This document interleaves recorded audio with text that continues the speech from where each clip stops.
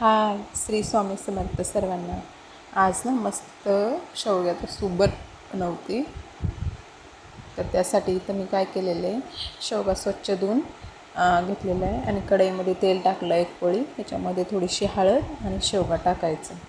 याने काय होतं ना, मस्त शेवग्याच्या शेंगामध्ये आतमध्ये मुरतं आहे मस्त. मीठ, तेल, हळद हे मस्त जिरतं आहे आतमध्ये त्या गराला मस्त. आणि जेव्हा आपण जी शेंग खातो आहे ना एकदम अशी वरपून, तर खूप छान टेस्ट लागते त्याच्यामुळं. नाही तर नुसतं पाण्यामध्ये जर शिजवलं ना आपण तर ते एवढ्या चव लागत नाही, पानचट लागतात, एवढ्या चवीला चव लागत नाही. तर ह्या अशा खूप छान लागतात तेल हळद मीठ टाकून शिजवून घेतलेलं.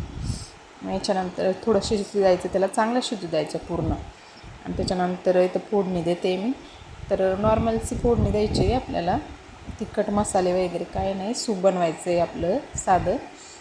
तर इथं मी थोडंसं अगदी, कारण की पहिलं तेल टाकलेलं आहे ना शिजायला, तर अगदी थोडंसं तेल टाकलेलं, जेणेकरून लसूण आपला थोडासा शिजेल. लसूण, थोडंसं जिरं आणि कढीपत्त्याची पानं, आणि 2 मिनटं याला आपण फ्राय करून घ्यायचं. बस 2 मिनटं. खूप छान टेस्टी लागतं आहे. आणि शेवग्याचं सूप खूप पौष्टिक असतं आहे शरीरासाठी. आणि हे बघा, हे पाणी आणि थोडंसंच ॲड केलं मी पाणी वरून, नंतर थोडंच टाकलेलं मी, अर्धाच कप टाकला असेल. आणि नंतर हे शिजलेले शेंगाचं पाणी खूप छान असतं, पौष्टिक असतं शरीरासाठी. शेवग्याचं शेंगा सूप भाजी चांगली असते. इथं वरून मी कोथिंबीर ॲड करते. आणि मी मीठ शिजतानाच घातलं होतं ना, त्याच्यामुळं मी मीठ घातलं नाही नंतर.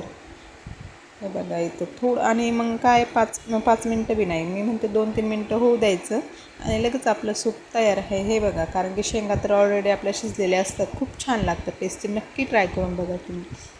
हे बघा, तयार आहे आपलं शेवग्याचं सूप.